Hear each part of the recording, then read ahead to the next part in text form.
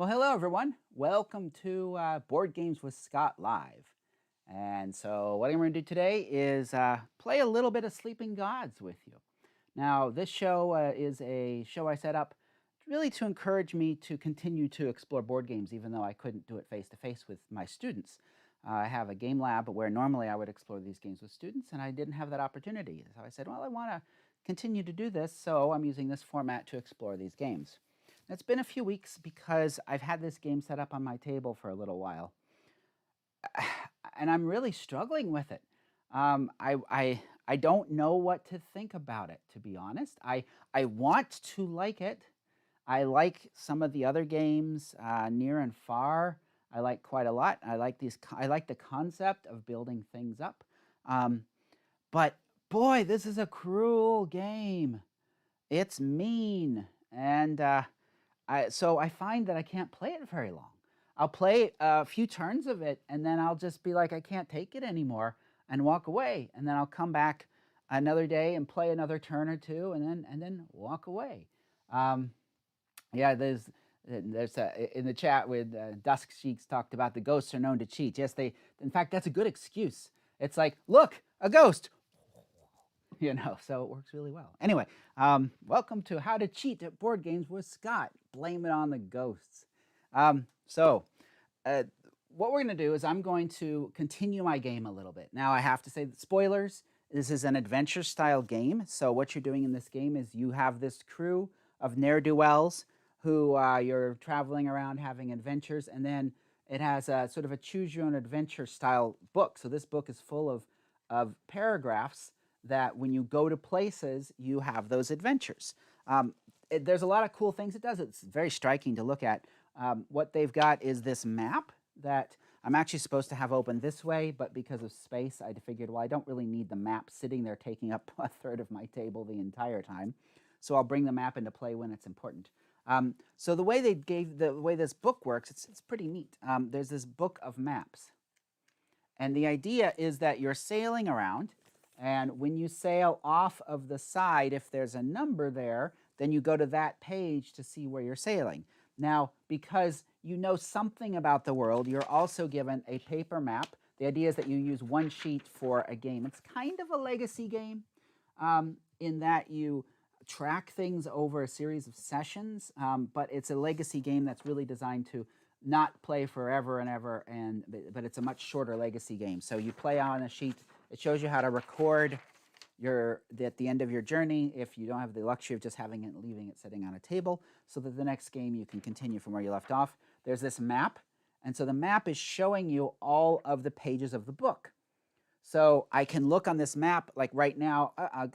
I'll bring you up to speed. So I know I have a quest right now where I need to go to Luca City. So this quest tells me I want to find Luca City. Well, I can look on the big map and I can see where Luca is on the map. It's way over here, and I'm here. So that tells me I kind of want to move this way. It gives me some indication of where to go. I don't know the details of what I'm going to see when I get to those locations, but I can see where there are ports, which is important, and then I can see basic city names.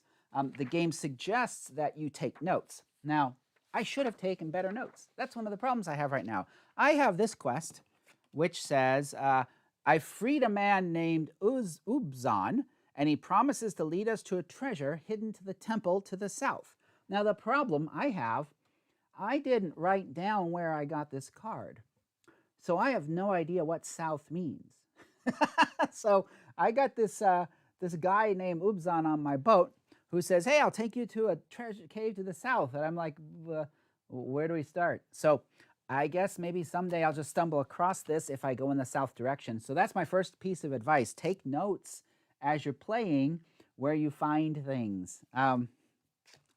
So yeah, that's, so what I'm doing is at the beginning, I just kind of wandered around and got really beat up. And I'm still pretty beat up, and I'll explain how I know that in a minute.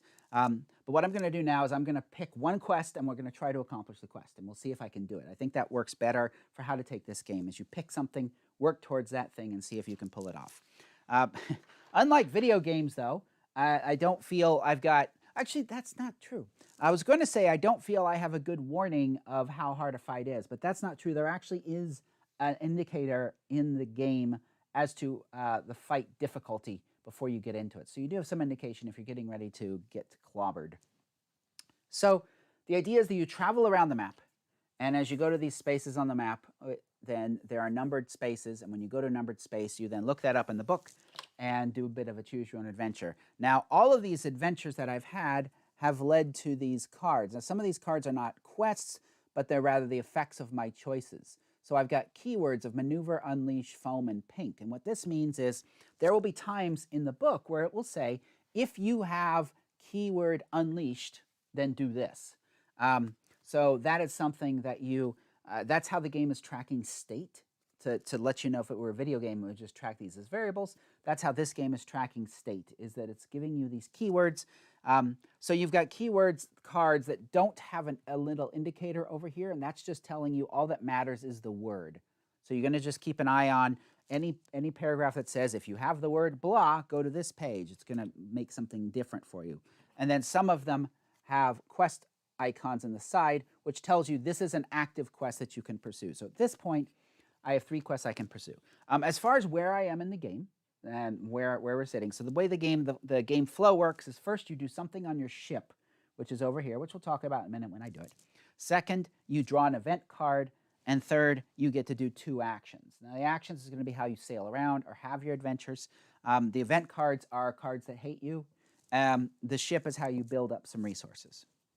So the event card deck is set up at the start of the game with 6 easy, 6 medium, and 6 hard events. Just to give you an idea of where I am in the game, I've completed the 6 easy events, and I have 2 medium events left. So I'm about halfway through the deck the first time. Apparently, you build this deck of easy, medium, hard, you play through the deck, something happens. I don't know what, I haven't gotten there yet. You then rebuild a new deck of 6 easy, medium, and hard. You play through those, something happens, you rebuild the deck one more time, you play through that, and that is a full game of Sleeping Gods.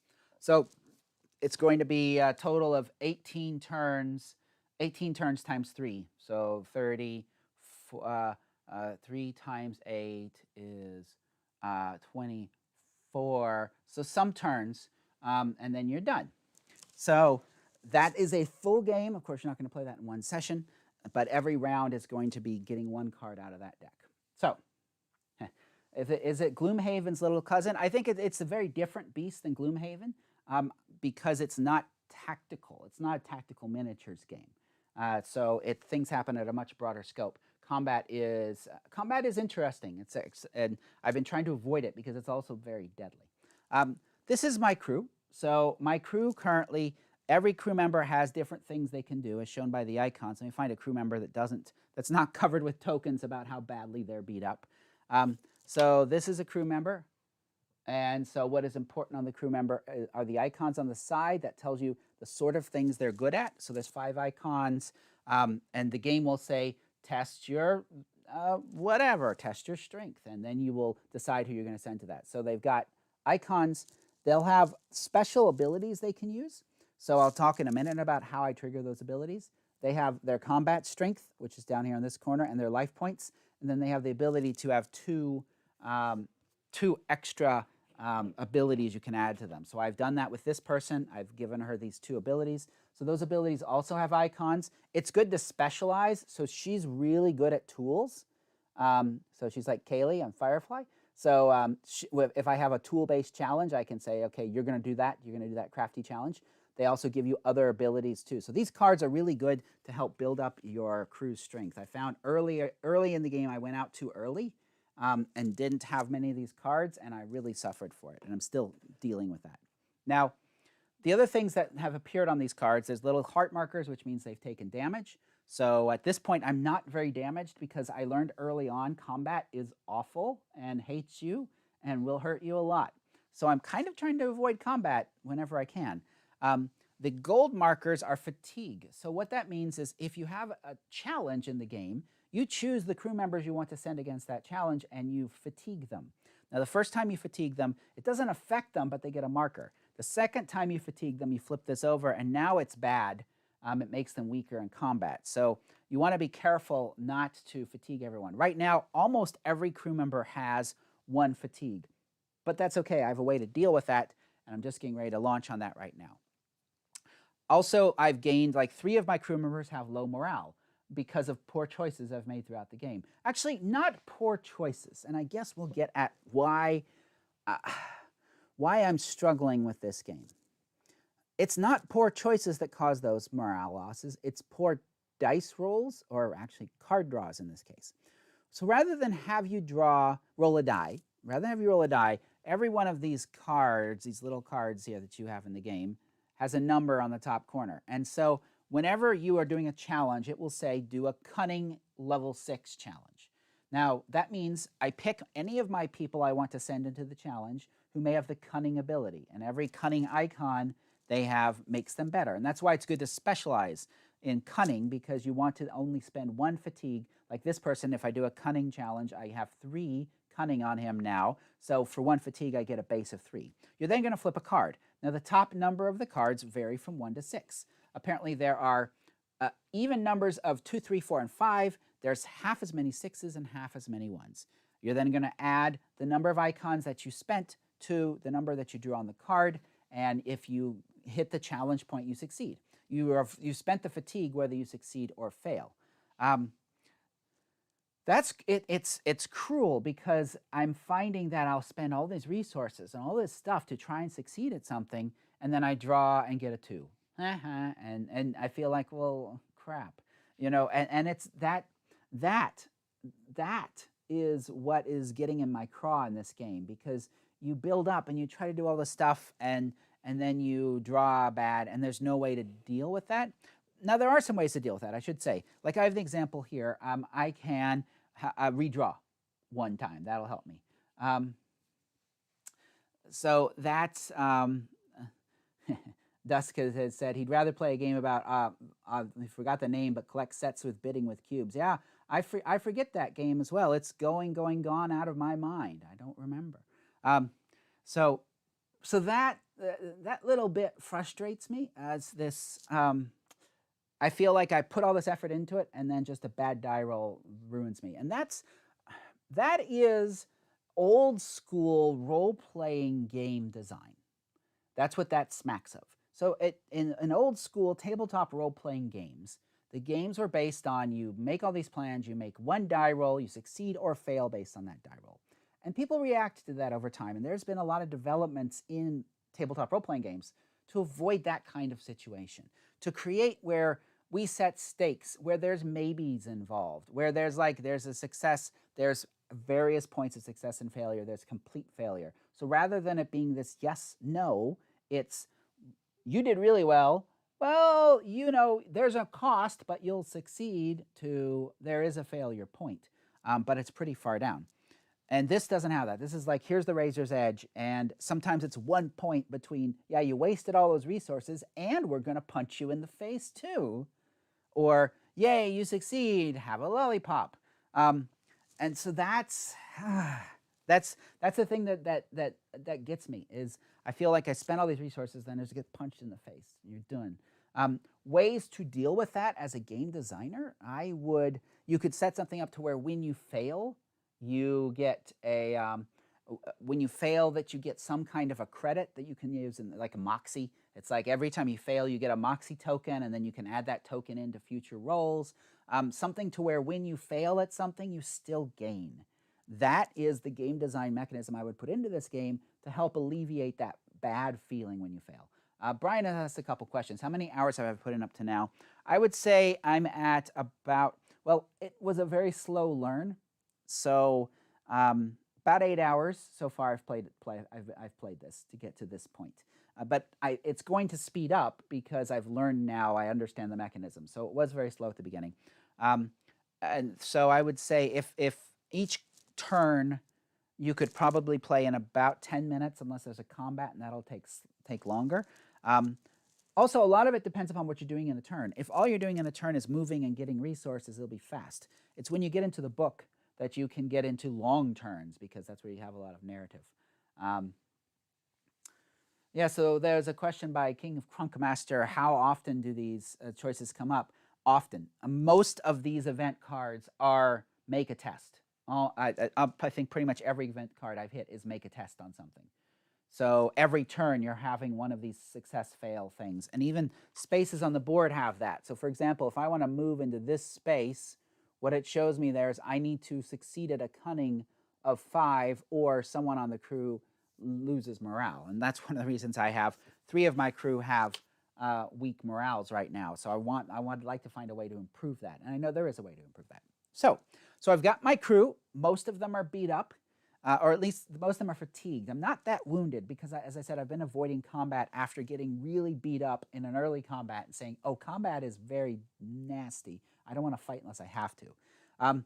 These cards represent other resources that I've collected along the way. So I have some recipes. So with the recipes, what I can do is if I collect like 3 food, I can spend that along with a little blue token, which I haven't talked about yet. And that's going to let me remove 3 fatigue from my crew and 1 low morale. So one way to help with the low morale is to have some soup. Cooking is a big part of the game. Right now, though, I don't have any food. I only have boards. I don't have food because some people came along and I failed my roll and they took my food. And then another group came along and I failed my roll and they poisoned my food. So I don't have any food because I drew badly. Other of these cards are people, and so like this, I have a dog. So the dog, I can get 1 strength or 1 eyeball or 1. I have no idea what that symbol means. I'll have to look that up. So I'll talk about the blue tokens now. The blue tokens are called command tokens, and they're the ways that I tell people to do stuff. That you gather the tokens each round at the start of the turn. When you have a ship action, that's going to be how you get these command tokens, and then you can spend these command tokens. But they also block. So for example, I've on this scout's gear, which I spend 1 of my command tokens to get 2 eyeballs, it's then covered with a token. And until I take an action, there is an action that lets me pick all those tokens up. I can't use those things again. Thomas asks a question about if it's hard to manage the character solo. Whatever. You know, it's if you were playing the game with multiple people, you just split up these characters. So at the heart, it's just, and that's also, I think, a reason why the game is fairly slow for me, because I have having to look at 9 characters, all with different abilities. I feel I'm not using their abilities to the best I could because there are so many of them, with each character having 2 different special abilities that I could be triggering. I don't have a really good overview of what everyone can do and what everyone's good at this point. That'll get better as I play the game, but right now it's just a slow game. So let's get beat, shall we? All right. So right now we're going to start with the ship action. Now, as I mentioned, my current problem is I'm fatigued. I'm tired, and so I need to relieve that. I also have no command tokens, so I also need command tokens because that's a core way you do stuff. Now, my ship's taken a little damage, not too much. Again, I'm trying to avoid combat because it's just, you get nothing, you get beat. So now the bridge will allow me to pick up all my command tokens. Now, right now, I only have command tokens on these cards. I don't have any on any of my people, so I don't think I want to pick it up right now. The quarters would let me pick up 2 tokens. That might not be bad, and I'd get 3 tokens. I'd also get a card. The galley is where I am now, so I can't do the galley again. You have to move somewhere else. The deck lets me get resources. That's how I can get food, which might not be bad, and I get 2 command tokens. And the sick bay lets me heal wounds. I don't need to heal wounds. That's okay. So I'm thinking I might want to get some resources because I just have planks, and I may be getting hungry. So I'm going to go to the deck. Now, the deck, it shows 2 in blue tokens, so that lets me get 2 of these command tokens, and I can use them in a number of ways. Now, the one way I can use it is to play cards onto my people. Right now, I have no cards. I've used them all up. There was another question that came in about if you can't play this game for 20 hours in a row, what do you do? So the game comes with a record sheet, which now, here's mine. It comes with a sheet that you can use to record your progress between sessions. So you use this to write down what's going on with the ship, the ability cards that you have, you record the state of the game in a row, and then you can put it away and pick it up from next time. So that's how this goes. I'm going and I'm going to try to get resources. Now, here's the way that works is there's a little bunch of different resource chips here. I keep my chips in. These are my handy dandy silicone muffin Uh, they're silicone muffin liners. They're what I use to put little organized stuff during games. I recommend them highly because they collapse easily. They stack. You can just stack them all up and carry 20 with you and very small. And they're brightly colored. So there you go. So we reach into our random bin and we have pulled out food and 1 point of damage. Now here's the way this works. I can keep this token and get my steak. I found a steak, but the ship takes a point of damage. If I want to try to get more, I can go back in and dig for more. But if I dig for more, I still have to take all the damage on the tokens that I pulled. So if I pull 3 tokens, you can pull up to 3 times. If I pull 3 tokens and they all have damage markers, I take all that damage, but I only get the ability of 1 token. So I said my goal was to get food. I got food. I'm going to just take my meat and run. That's a good slogan in life in general. Take your meat and run. Don't you take that in the wrong way. All right, so I'm going to take my meat and run. So I found a steak. I do take 1 ship damage, and so I'm going to mark it on here. Now, if an area on the ship is completely damaged, I can't use it anymore. And if the ship is completely damaged, it's sunk, that's a bad thing. But so I can kind of spread my damage out a little bit. So I think I'll damage the galley 1 point. So that's action 1. I got food. That's the ship action. Now I have these 2 tokens. I could use these tokens to do these abilities. So many of these abilities, well, like this person, I could spend 2 tokens to get another meat, or I could spend 2 tokens to what is that? Remove a weakened, I think. Oh no, get an extra point of combat to help me in combat. So Dusk was mentioning that my Board Games with Scott show, helped him find lifeboats and how great that is. And I agree. I really like that game. I like the purity of that game. It's like Survivor, the TV show, boiled down into a board game. So I really enjoy it. 2, I pick an event. So these are the cards that hate me. So let's see how it hates me today. Ghostly Watchers. Ooh.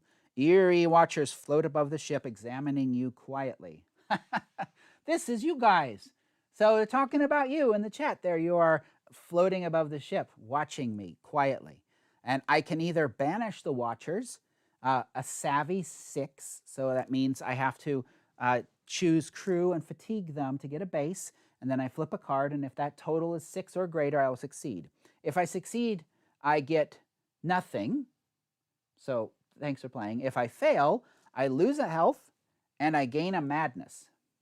Madness, I actually haven't had a madness before. I don't know what that does. Challenge -1 health. So anytime someone who has madness, anytime I have them do a challenge, they lose a health. Or I can just ignore the Watchers and I gain a frightened. If I'm frightened, I can't attack. So I could choose to not do the challenge and ignore them, but then one of my crew members will not be able to attack until I remove their frightened.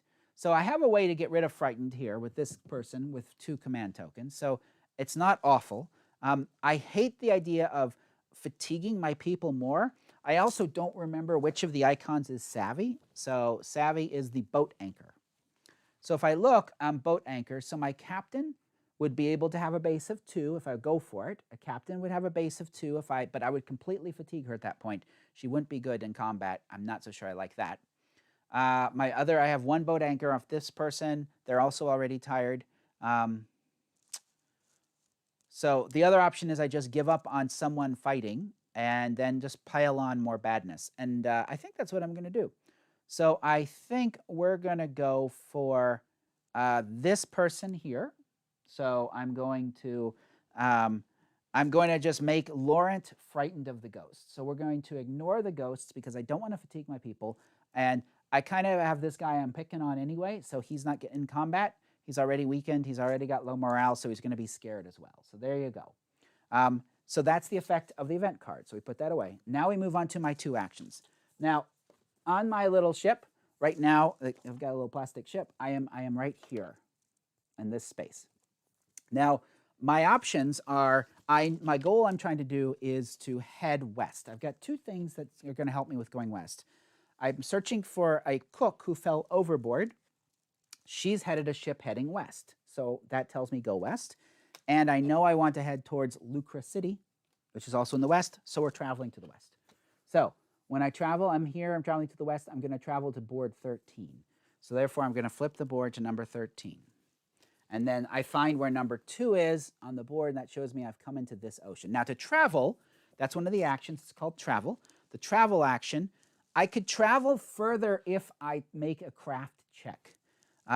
My goal is to get to a port. I would like to get to a port because I have enough money to, at a port, remove my fatigue. And so that's what that's my goal here. Now I can see that if I go one more space, so if I go one space, I'll be in the open ocean. If I can go 2 spaces, I would be where I could trigger a port this turn, which I could do for my second action. So if I look at the board, when I do a craft check, if I get a 0 to 3 on my craft check, I'll move 1 space. If I get a 4 to 6, I'll move 2 spaces, and it goes up from there. I'd like to move 2 spaces, so therefore I'm going to do a craft check. Now, I will need to fatigue someone, and there's a couple people that are not yet fatigued at all, so I'm going to go and do that. So I'm going to fatigue Raphael.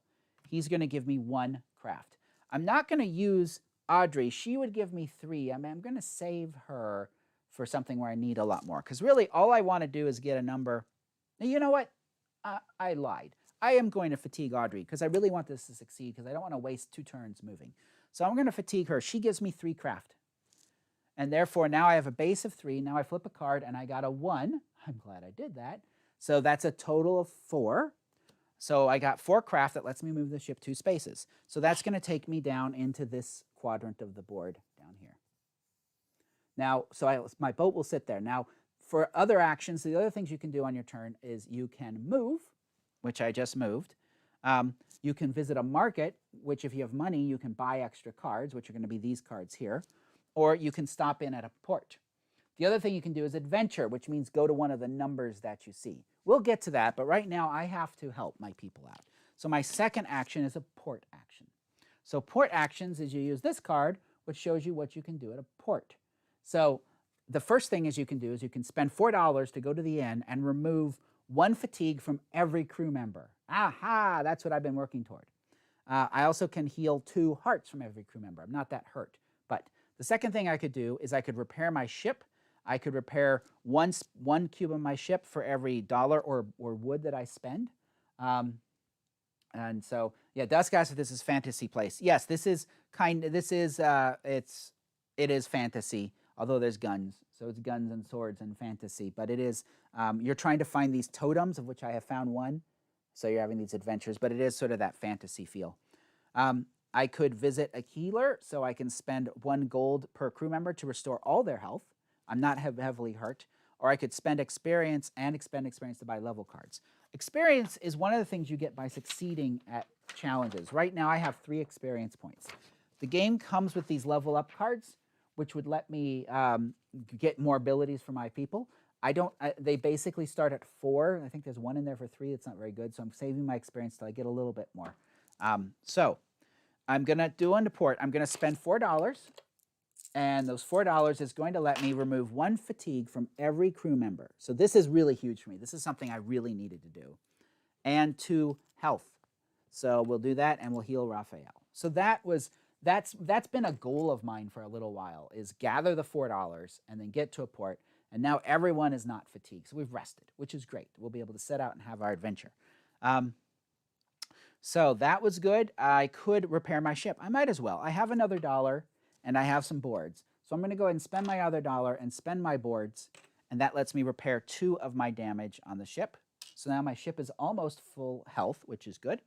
I have no more dollars, and I don't have enough experience to buy a level card. So that's a round. We just finished a round. So you do that 54 times. For a full game, you do what we just did 54 times. You go through this deck 3 times. This deck has 18 cards. Okay, so now we're going to go out to our next turn. So our next turn is you always take a ship action first. Now I cannot gather more resources. I always have to move. I am a little worried about all this stuff. And so what I'm thinking I'm going to do is I'm going to go to the quarters. Now the quarters, first thing I get to do is I get to add a card to my hand. So this card, I can spend 2 command to attach this to someone. It's going to give them an extra ability, and it's going to also give them, so in this case it is bandage. I can restore 1 health to this crew member when I apply it. So I don't want to spend this card right now. I want to wait until I need to actually use that. That's fine. I get 3 more of these command cubes, which are good. and I get to remove 2 command cubes from the board. Now, there's some things I could do. I could spend the 2 command cubes right now on Cannon, which would let him remove the Frightened from Laurent. And then I could remove the 2 from him, so he is still able to have command cubes. Or I could remove 2 command cubes from these things over here, which is, I think, what I'm going to do. So I think I'm going to go ahead and spend the 2 command cubes on Cannon to remove Frightened, because I may want to tap that guy in a fight. So I'm going to do that first. Second, then I get to remove 2 command cubes, and I'm going to remove the one that lets me redraw if I need to, and I'm going to remove the one that lets me do this Scout's Gear. Now, there's one person that would let me draw 2 more cards, but I don't have a lot of command cubes, so I'm not going to bother with that. Okay, so that's my ship action. So I go, why did I move the red? I moved the guy to the quarters.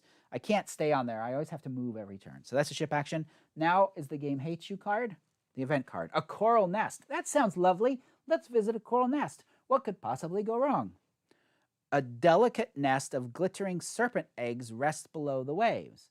Well, of course. Why don't I just not mess with it? But I can't. I have to do it. And I have a problem with that. I understand the game is balanced around you having your resources drained down by these cards and then you having to rebuild them. But it's like if I was sailing and I look down and there's this nest of eggs, I would be like, let's just keep going, shall we? But I can't. I have to steal the eggs. That is a forced choice. So I'm going to try to steal the eggs. I have a cunning. I need a cunning of 6 to succeed. If I fail, I take 2 ship damage, but if I succeed, I get 2 meat. So it's actually not bad. More meat would be good, because meat allows me to make, if I could get some grain, I could then cook some biscuits and gravy, and who doesn't love biscuits and gravy? Okay, so cunning 6. Cunning is the wolf. Now Marco has a base of 3 cunning, so that's great. We're going to go ahead and fatigue Marco, so we get 3 on that. So now we could go in and draw. We would need a 3, 4, 5, or 6 to succeed, a 1 or a 2 to fail. The deck is half as many 1s as there are 2s, 3s, and 4s, so the chances are relatively good I will succeed with a base of 3. Let's see if the game hates me. The game hates me. There you go. You fail. Thank you for spending your resources, and have your ship damaged while you're at it. This is where my morale sinks. This is where I'm like, you know, I had a pretty good chance going in, and now I just get screwed, and the guy's fatigued as well. So, all right, so I don't get the meat. Now I could spend one of my command tokens to get a redraw. That's what this guy's ability. If the meat is that important to me. I think I'm just not going to worry about it, though, because I think there'll be other things down the road I would want that redraw available for. So there you go. I fail. I take 2 ship damage, and I get no meat. So all that work I did on repairing the ship now is back to wasted. So there you go. Because I flipped a bad card against the odds, thanks for playing. We move on. So now I have a couple options. I could continue to look for this ship. So if I look at the map, I'm in this square here. So my choices are, I could go visit the City of Ashes. I've not been there yet. I could go to the abandoned island and see what's going on there. And then, or I could continue west to where there may be a ship that's in these shoals. I don't know that. So I think I'm going to visit the city. So we'll have a city adventure. I don't know what I'm going to see. I don't have any money. But you know what? Let's just see the city. So we're going to go to, you'll have our first adventure from the book. Okay. Here we go. So someone asked how big the dice deck is. It's the whole deck of all the ability cards. So it's a big deck. It's not shuffled before a draw. But every card also, it has a number on it that functions as both the dice and the abilities. So it's one big deck that you're working through. So in theory, over time, I should get as many good draws as I get bad draws. However, not all cards are used as draws. Some cards you're taking into your hand. So like the cards you take into your hand are not part of that number pool anymore. They were never used for a die number. They were only used into your hand. So that theory actually doesn't work out. So 40. So it says if keyword burn, go to one certain page. If keyword thug, go to one certain page. So what that tells me now, before I go any further, as I mentioned earlier about taking notes, I'm going to write down at number 40, I'm going to write down burn and thug, meaning as the game goes on, if I find those keywords, I should return here. So I'm going to write down burn and thug. Okay, so that's the sort of notes you want to take. Now, City of Ashes. A city of tents, a circle of tents, sits amid endless fields of stony ruins. The encampment flies a blue banner depicting a moon rising over the mountains, the colors of the Pan nomads. You are welcome here, wanderers. This place was once the capital of the Pan Empire. We come here to remember the power we once held, says a man with a long beard. Oh. We offended Shorm, and she brought a cruel destruction upon us, covering the city in lava and ash. This was before the gods slept, of course. Now we are humble nomads, grateful to be safe and at peace. You enter a camp near a ruined city. I can visit the tent of the elders. I can follow Vim into the destroyed city. Requires keyword guide. So do I have keyword guide? I do not. But now I'm going to make a note of that if I find keyword guide, I want to come back to this city. I could visit the herbalist, pay 3 coins to restore 6 health and remove all status tokens, including low morale on all crew members. So that makes me sad because now I know that when I get all these markers, I need 3 coins and I can remove them all by coming here and talking to the herbalist. Again, I'm going to make a note of that. So 40, 3 coins, remove tokens. It's too bad. I would like to have that money right now because I have quite a few tokens, but that tells me I have a way to get rid of all my tokens. That's nice to know. I could follow Shorm's version into the ruins. Requires keyword earthquake. I do not have keyword earthquake, but it tells me if I get keyword earthquake, I should come here. Okay. So those are, or return to the ship. So really the only options that I have available to me is visit the tent of the elders because I don't have anything else. I don't have 3 coins. So, elders. I can see you long for your homes, says the woman, wrinkled and pale in her white robes. I can help you, but first I ask you to deliver this letter. Hello, complete strangers. Please do a task for me. Why, of course, because you trust us completely, because we are clearly the heroes. So it tells me to gain Quest 130. Now, this box has within it adventure cards and quest cards. So these cards are cards that you get during play, and so they'll tell you to refer to the box and pull out certain cards. So now I need Quest 130 out of the box. Quest 130. Letter. Pan letter. A Pan elder woman said she would help us if we delivered a letter for her. She wants us to take it to a village just outside of Glance in the northern mountains. Okay, so Glance in the northern mountains. Now, I'm going to make a note, just like earlier when I didn't make the note of where the guy was who said, I'll show you where there's a chest to the south. I want to make sure I know where to come back to here. So I'm going to write Pan on my little map over City of Ashes. So now I've got all these little notes here in my handwriting that I'm never going to be able to read again for the future. So there you go. So I need to go, she wants me to go to Glance. So I don't know where Glance is. I'll look at the map. Okay, so I can see that Glance is up here on the map, and Luke is here. So I'm going to go there, and then I'm going to go there. So now I have some longer-term goals to work on. So I'm delivering a letter for the old woman. Okay. And then she says, go to 40. 40 takes me back to the City of Ashes. I have those same choices again. I don't have guide. I don't have 3 coins. I don't have earthquake. So I have to choose choice E, which is return to the ship. So that was my city action, number 40. So now I can choose if I want to start sailing or if I want to explore this little place down here, knowing nothing about it whatsoever. What could possibly go wrong? Let's explore, shall we? Here we go, adventure time. See, this is where bad things happen. This is where if I were playing a video game, I would pick save so that I could quit and reload my progress when I realized that that particular place was no good. So we're going to stop at a random island because why not, huh? All right. Sailing on the swift wind, a Zokmir vessel, I don't know what that means, bears down, just missing the bow of the Manticore. That's my ship. Whoosh. In swings a captain from a mizzen line, landing on your deck with a practiced finesse. Doot, doot, doot. I mean you no harm, he proclaims and gestures for you to lower the weapons pointed at his throat. I'm on my way south to drop off some lucran iron, and I heard a rumor which a crew like yours might find profitable. I'd be happy to part with it for a simple sum. I can either pay for the rumor with 1 coin or 1 food, or decline and search the area, in which case I get 1 material or 1 meat. Well, I'm going to go ahead. I have 1 meat, so let's pay for it. Why not? I have a steak. Would you like a steak? Thank you for the steak. And here's what he tells me. I spoke recently with some miners I carry to Lucra City, well, that's where I'm going, who said they found an entrance to the Cinder Realm. Deadly dangerous place and rich with reward. I have no need for such risk, but desperate souls like you, far from home, could find the venture worthwhile. The miners were determined never to go back, says the captain. I marked it on all my charts.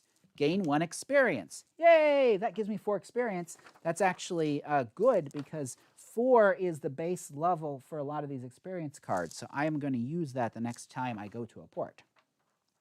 And go to gain quest 119. So I get another quest. 119.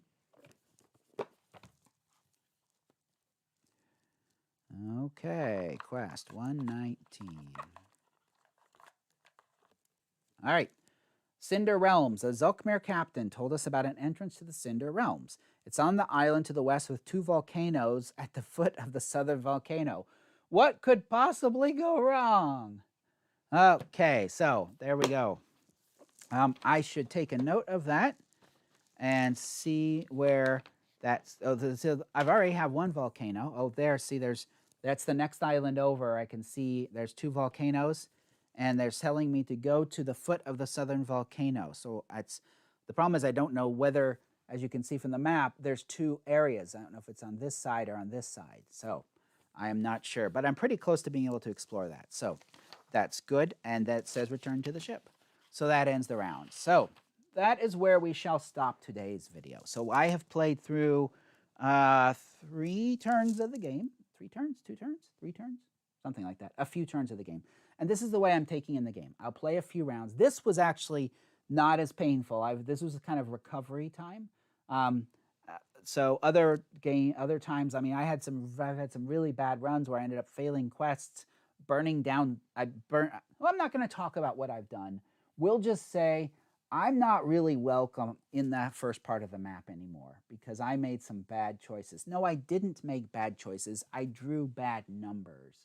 And the game made me make bad choices. That was another problem I had. There were things that I would never do, but the game says, hey, you got to do this thing because you failed at your roll. And so, yeah, I kind of have to move on from where I am because I kind of wrecked the previous part of the map with some of my choices. So anyway, that is a little bit of Sleeping Gods. I wanted to do a video before.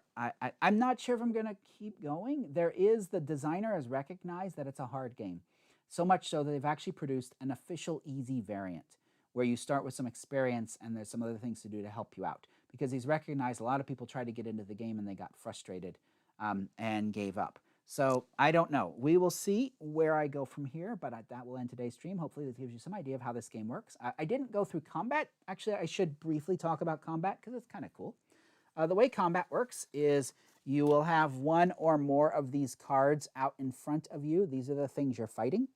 When you fight, you get 4 characters get to fight in a round. You choose someone to fight.